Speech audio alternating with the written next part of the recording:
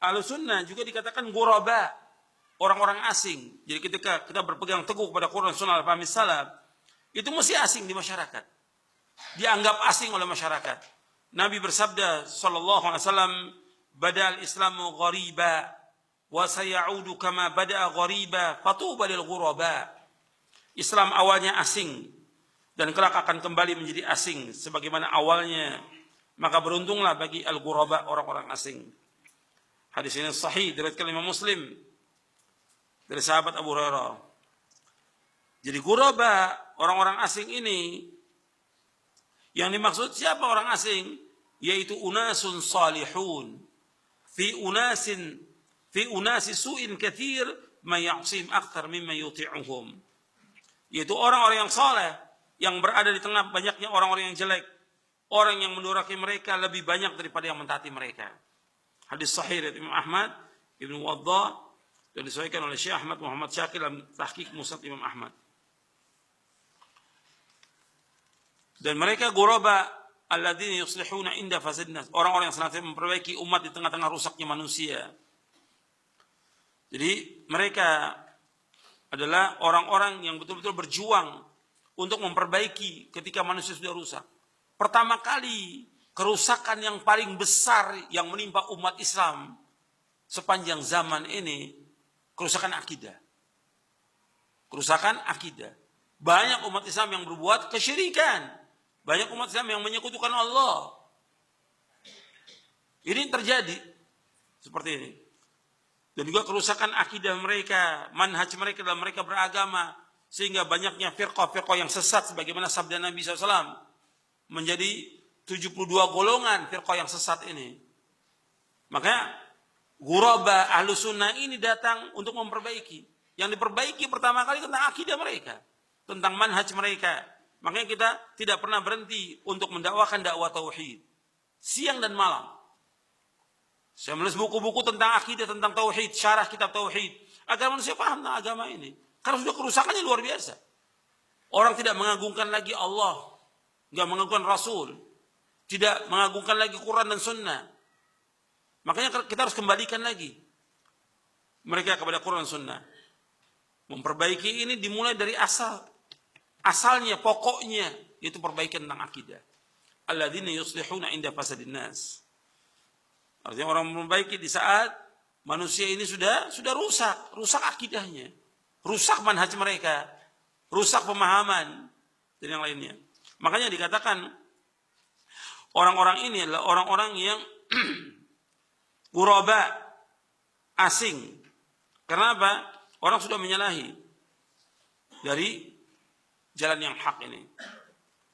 Ibnu Qayyim menjelaskan dalam kitabnya Madarijus Salikin tentang ghuraba ini.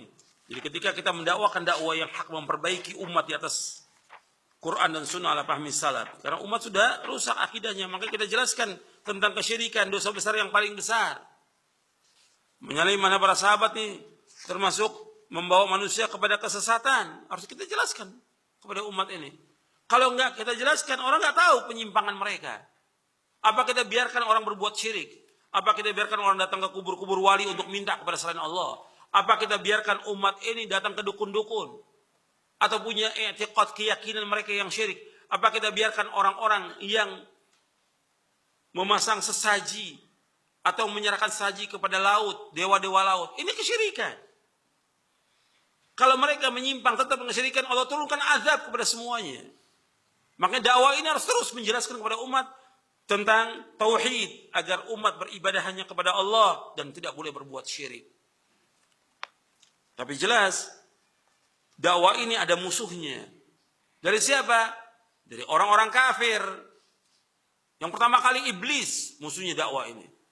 Yang kedua orang-orang kafir, yang ketiga orang-orang munafik, yang keempat orang-orang zindik. Kemudian setelah itu wali-wali mereka yang menjadi corong mereka untuk memalingkan manusia dari agama Allah. Makanya kita hati-hati, tetap dakwah ini harus jalan.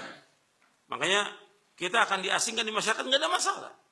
Kata Imam Ibnu Qayyim, ini hiburan buat kita penjelasan Ibnu Qayyim ini tentang ghuraba dalam kitabnya Madarijus Salikin. Dan saya bawakan terjemahannya dalam kitab syarah akidah dalam mulia dalam masalah tentang orang-orang yang asing.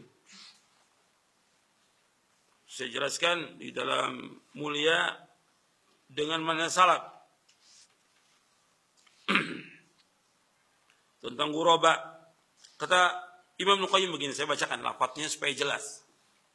Fa idza arada al-mu'minu alladhi qad razaqahu Allah basiratan fi dinihi wa fiqhan fi sunnati rasulih sallallahu alaihi wasallam wa fahman fi kitabihi wa arahu man nasu fihi min al-ahwa'i wal bid'i wad dalalat wa tanaqubuhu man as-siratil mustaqim alladhi kana alaihi rasulullah sallallahu alaihi wasallam wa ashabuhu fa idza arada an yasluka hadha as-sirata falyuwattin nafsahu ala qadhil juhali wa ahli al-bid'a fihi wa ta'nihim alaihi wa izra'ihim bihi wa tanfirin nasi anhu wa tahdhirihim minhu kama kana salafu min al-kuffari yaf'aluna ma matwihi wa imamihi.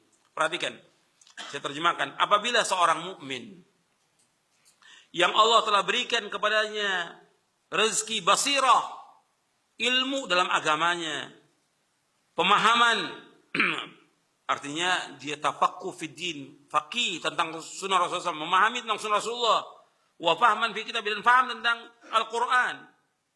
Jadi diberikan oleh Allah basirah, ilmu dalam agama. Diberikan pemahaman tentang sunnah Rasulullah, diberikan pemahaman tentang kitabullah, dan dia melihat apa yang dilakukan oleh manusia. Apa yang dilakukan manusia?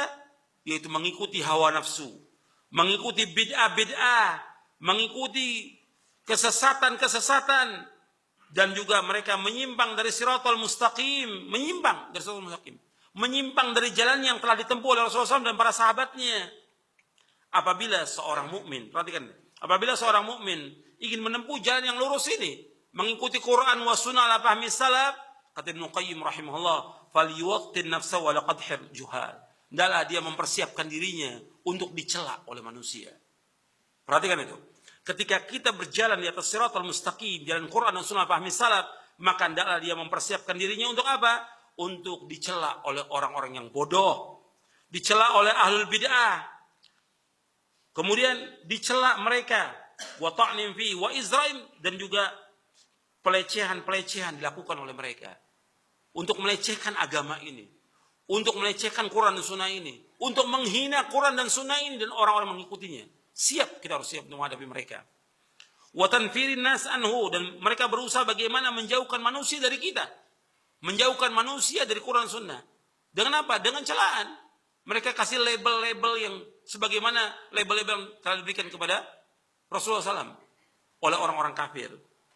Wa tahdhiru minhu, dan mereka berusaha bagaimana menjauhkan manusia dari jalan ini dan memperingatkan manusia agar berhati-hati dengan orang-orang yang mengikuti Quran Sunnah fahmi salaf ini.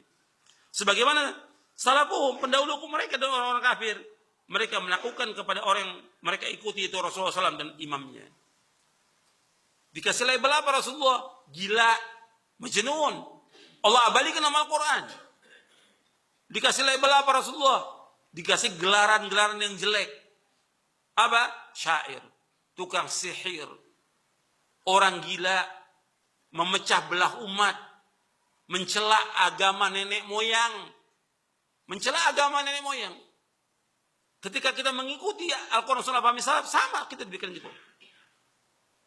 Celahannya apa? Gila, Wahabi, sesat, dan masih banyak lagi lakop-lakop gelaran yang diberikan. Makanya fa imma inda'ahum ila dzalik wa qada fima hum alayhi fa hunalik taqumu qiyamatuhum wa yabghuna lahu al-ghawail wa yansibuna lahu al-haba'il wa yajlibuna alayhi bi khayli kabirihim wa rijlihi. Apabila kita mengajak mereka kepada yang demikian dan mereka terus akan mencela kita, maka tegak kiamatnya mereka. Marah mereka. Mereka bagaimana berusaha melakukan apa aja yang mereka lakukan. Cara-cara, makar, dan segala macam mereka usahakan. Itu maksudnya, yabghuna lahul qawail wa yasibuna lahul habail. Mereka usaha dengan berbagai macam cara, apapun untuk mencegah dakwah ini. Dengan apa aja. dengan buku, dengan ceramah mereka, dengan cara makar, dengan fitnah, dengan kebohongan, apa aja gunakan. Dan mereka mengerahkan semua tentara mereka untuk menghadang dakwah ini. Ibnu Qayyim. Fahuwa gharibun fi dinihi li fasadi adyanihim. Gharibun fi tamassuki bis sunnah li tamassuki bil bid'ah. Gharibun fi i'tiqadihi li fasadi aqaidihim. Gharibun fi salatihi li su'i salatihim. Gharibun fi tariqihi li dhalali fasadi turuqihim. Gharibun fi nisbatihi li mukhalafati nisabihim. Gharibun fi mu'asyaratihi lahum li'annahu yu'ashiruhum ala ma la tahwa anfusuhum. Wa bil jumlah fahuwa gharibun fi umuri dunyahu wa akhiratihi la yajidu min al-amati musa'idan wala mu'inan fahuwa 'alimun baina juhalin sahibu sunnatin baina ahli bid'ah da'in ila sunnati rasul wa rasulihi baina du'a ila al-ahwa'i wal bid'ah amirun bil ma'rufi nahin al munkari baina qaumin al ma'rufu ladaihi munkar wal munkar ma'rufun intaha. Kata Ibnu Qayyim rahimahullah, mereka yang berpegang teguh pada Quran dan Sunnah ala fahmi salaf, mereka asing dalam agamanya karena rusaknya agama mereka, asing dalam keteguhan mereka berpegang kepada sunnah karena mereka teguh dalam berpegang kepada bid'ah. Asing dalam akidahnya karena rusaknya akidah mereka.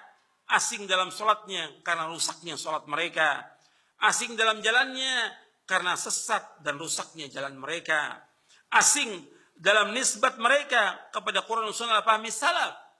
Dikatakan salafi nisbat yang benar, nisbat yang mulia kepada generasi yang terbaik. Mereka asing. Karena apa?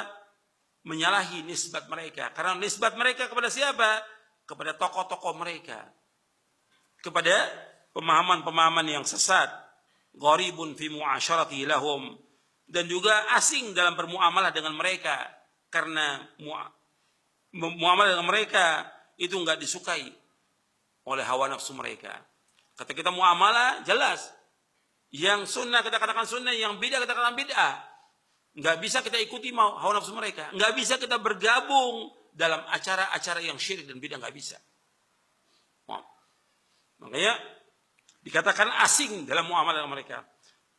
Kesimpulannya wabil jumlah, kesimpulannya mereka gharib dalam semua urusan dunia dan agamanya. Dan engkau tidak akan dapati dari orang-orang awam yang mau nolong mereka, membantu mereka, nggak mau. Kita susah, ditolak, di demo oleh orang banyak, diusir, nggak ada yang nolong orang awam, nggak ada.